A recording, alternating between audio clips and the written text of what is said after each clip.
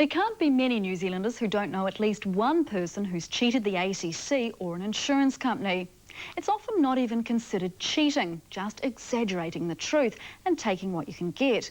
The ACC, now known as the Accident Rehabilitation and Compensation Insurance Corporation, in particular is considered fair game. Yet when the ACC is ripped off, we all pay for it. Terence Taylor with a story.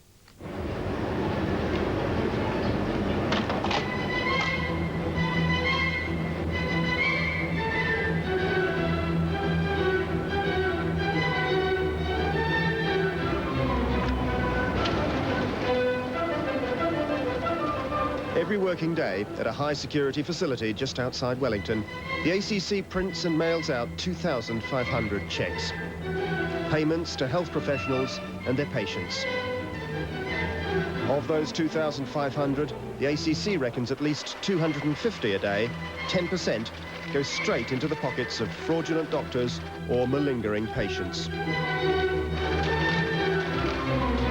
That's more than $120 million a year, most of it going to people who've recovered from their injuries and conveniently forgotten to inform the corporation. Deceiving the ACC is said to be so commonplace, it's almost become socially acceptable. But this popular national pastime costs the country dearly. Every dollar that somebody is getting illegitimately, every dollar that we're being ripped off for, means less money that we've got to put towards people who really need our services. The ACC believes its 10% estimate for illegitimate claims is conservative. It's only recently begun to uncover the true extent of the drain on its funds, thanks to the work of special investigators. I would compare it to a child and a cookie jar. If the child is left with the cookie jar there and not told anything, they'll just keep taking cookies. And it's not just the ACC that's affected. Private insurance companies offering sickness and accident cover claim they're victims of the same daily deception. It's not so much cheating, it's that they tend to extend the limits of their policy as far as possible. Here's a typical case of extending the limits of the policy. A man who alleged he had a bad back. So bad, he couldn't continue at work.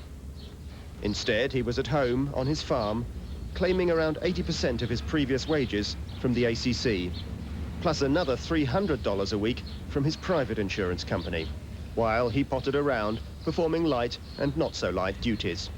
But this man was unlucky. What he didn't know was that almost 2 kilometers away, lurking in the bushes, was Greg Bosma, private detective, taking video pictures for the insurance company's chief investigator, Bert Merritt. See, look, lifting up a shovel, a wide-mouth shovel like that and over the fence, and that's stretching everything. It goes right through to the back.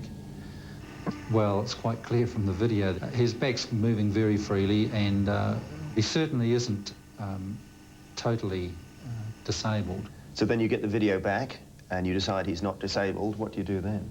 I approached him and had a talk to him. He accepted that he was not entitled to claim. The problem for the Commonweal Garden malingerer these days is that there are snoopers about. 20 or more years ago, you could have counted the number of private investigators in New Zealand on one hand. Today they abound, peering at people on pavements, in parks, offices and homes. This spying on fellow citizens has been made easier thanks to two everyday modern inventions: tinted windows and handy cams with powerful zoom lenses. The private investigator's business is also booming thanks to the new hard-nosed commercial environment in which there's definitely no longer any room for freeloaders and free lunches. A few years ago, it was very different. The ACC had no private investigators and a policy of not taking fraudsters to court. Today, the enforcers at the ACC's new National Investigation Bureau suggest in the past they may have been too soft. Current policy is that ACC will prosecute in all cases where there's clear evidence of fraud. Prior to the introduction of that policy, matters tended to be left up to the branches to decide, and a lot of the decisions were made on the basis that we'll cease compensation and perhaps seek recovery for an overpayment. To do much of the legwork, the ACC employs a private investigation company, ICIL, who reconstructed a typical case to show us the lengths to which they go to track down suspects. We're looking at this gentleman who has been building. He's got a sore back, which is always the way, and we've got good reason to believe that he's back building again. I've been following him now for a week or so. 1,600 ACC claimants have been investigated over the past year, most of them on income-related compensation, too disabled to continue in their jobs. We'll just sneak around the corner here. I want to see him get out. I want to see him go to the back of his wagon if he's got anything in the wagon. Many, it turns out, have returned to work on the quiet. Here he goes. Morning, sir. It's a nice day for it. He's putting on a builder's apron. It's 2 sore horses. Many of the investigators are former police or military officers. As they showed us, they still act a bit like a small private police force. Since the date of the accident, have you in fact been back to work? No. No work at all? No. They claim, one way or another, about an 80% success rate. When their suspects are confronted and told they've been watched, they usually confess. So I think it's time now really to come clean with me so that we can clear this matter up here and now today. Oh, fair enough. I've been working, yeah. Right. How often have you been working? How many other days apart from this particular one that we saw you on? Has it been going on regularly? Come on, mate. Like I've said, I've been working. You're going to make it that bad? In real life, it can be quite bad. The ACC's policy of prosecuting cases of outright fraud has resulted in more than 160 people being taken to court over the past year. Now, it started advertising the hard-nosed new approach. Now, better systems mean if you're claiming from ACC and you're not entitled, you will be caught. The ACC is so determined these days that in some ways it's tougher than the private insurance companies, which for years have been carrying out surveillance on their own clients. That's the one that There he goes. Yeah. That's it now. There he goes. Oh, that's not too bad. With the right knee. Big wide round arc. These pictures were taken by a private investigator for Nzi Insurance. The martial arts instructor here had injured his knee and been claiming around $1,500 a week for total disability. But the company had reason to believe he was no longer incapacitated. We'd observed him 10 days previously training. Before you shot this? Before we shot this. And he was working freely then? Yes, at that stage he seemed to be working quite clear with his knee. He was performing high kicks. But NZI didn't take it further. Unlike the ACC, this private company is content if the clients simply withdraw their claims. We moved fairly fast on this one because of the amount involved, and what we did was we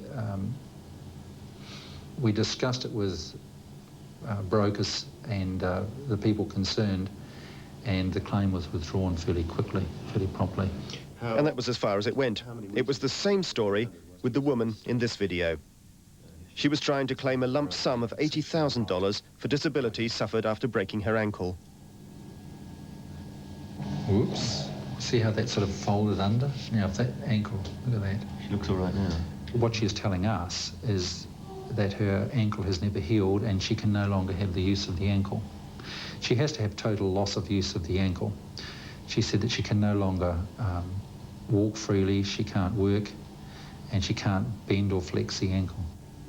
But here she is, working, selling various items of domestic equipment door to door. As you can see there, she's balancing quite freely on both her ankles, taking her weight. So the ankle has fully recovered. At the conclusion of this, I arranged an interview and showed the woman concerned the tape, and she admitted that she wasn't permanently disabled. Did you prosecute her? No, we didn't. That's not to say the private insurance companies are easy pickings. NZI went to great lengths to investigate this woman. Some might describe what they did as entrapment. The company employed a private detective and his wife to pose as customers. They asked her into their own home to try to catch her out. We've had discussions with the Privacy Commissioner and all those concerned, and we have our own legal section. We operate within the law. Basically, the insurance companies want what the majority of our clients want, and that's honesty. And as long as we've got honesty from both sides, and it goes both ways, then I think everyone's happy. ACC investigators do not invite suspected fraudsters into their homes to trap them, but they do sometimes pose as ordinary members of the public and go out door-knocking. A detective for ACC visited Jenny Cargill, pretending to want a set of T-shirts. He suspected she was running a private business sewing and knitting garments. She says she was at home with a form of RSI, repetitive strain injury, and perfectly entitled to her ACC payments. It didn't worry me about being investigated, but it did just the way they went about it. What didn't you like about the way they went about it? I think it was a bit of an invasion of my privacy, the way that they went around my neighbours and things like that. They could have just said to me, my name is such and such, I'm here because we've had allegations that you do sewing or knitting, and he could have quite easily gone through my house and he wouldn't find anything here. But the ACC makes no apology for either surveillance or subterfuge. If some, like Jenny Cargill, turn out to be genuine, that's fine. It's the price of catching the cheats.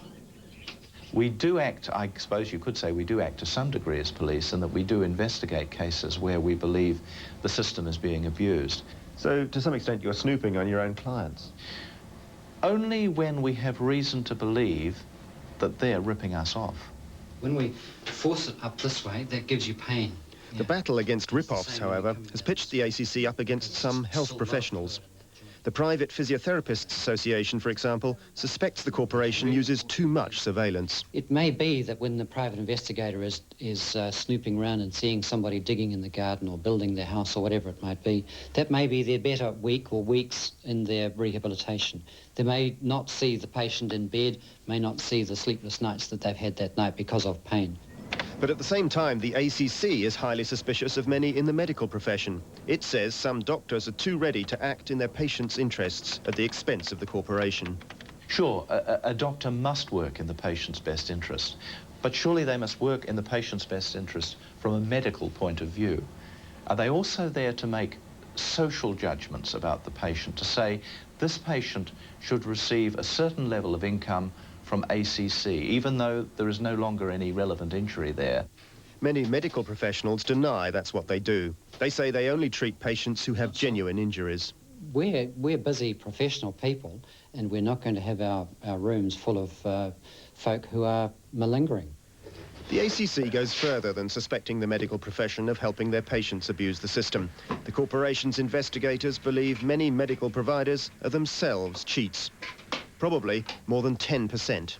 Medical providers' practices are small business people, and if the customers aren't coming in the door and they get to desperation, then I suppose, like most people, they turn to other methods, and they're no different from any other business person. The ACC's investigators have some evidence for their low opinion of health professionals of all sorts. They've uncovered several outrageous cases of fraud over the past year, including an Auckland dentist who was claiming for work he didn't actually do. We may not be qualified medically, but when you look at people who don't have any teeth at all, and you see that there's been a claim for various work done on those teeth, then it's not hard to assume that there may be some fraud going on. The new investigation unit at the ACC is setting to with a vengeance to crack down on provider fraud. To do that, they start by scanning their record sheets to find doctors and dentists who claim from the ACC more than others, outliers as they call them. These sheets are printouts of doctors' claims on ACC on behalf of our claimants for a given time frame. These are general practitioner printouts, and it shows the consultations they do a day, the consultations per claim, the average cost of a claim. And what we can do is look at these sheets and see if they're outlying. That's beyond the average parameters for their provider group. Not just lying. Outlying. They don't lie, of course, doctors. Don't put me on the spot on camera. One of the latest providers to be investigated, a doctor who went to a local rugby field one afternoon and claimed more than $2,000 for 50 consultations, simply for treating the players for knocks and bruises. What he has done exactly the same as the St. John's ambulance people do in a football match. He's probably sat at the side of the field and attended the injury players. Waved the magic sponge on the injury. That's right. There's no question the ACC is imbued with a newfound zeal to crack down on cheats, both claimants and providers. But has it now become too zealous, too hard and nasty? We're not hard, nasty people. We're just there to make payments to providers when they're entitled to those payments. But there's a problem there with fraud, and we're determined to do something about it.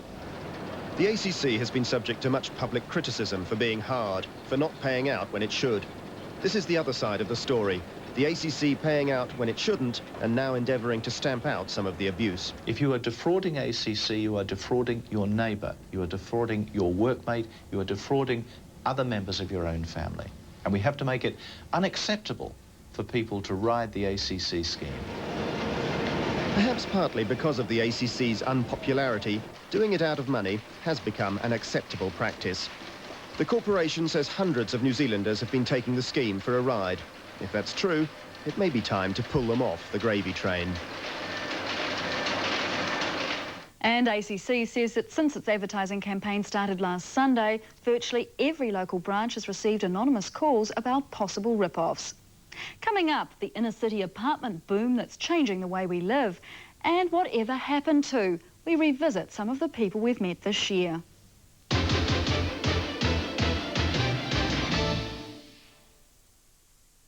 Y'all ready for this? Monday on Moro Sports Extra. No, I think they've got a great ball. We go to Sydney and follow the progress of league convert John Timu. I have no regrets at all. Mark Ellis, the All Blacks are confident he's theirs, but we fish for more answers. I've heard a couple of words to say that they're interested, for sure. We talk to the great white shark, Greg Norman, and discuss his plans for the new World Tour of Golf. And Danny Morrison lets it rip in a stunt buggy. All this and more on Moro Sports Extra, Monday 7:30 on 1.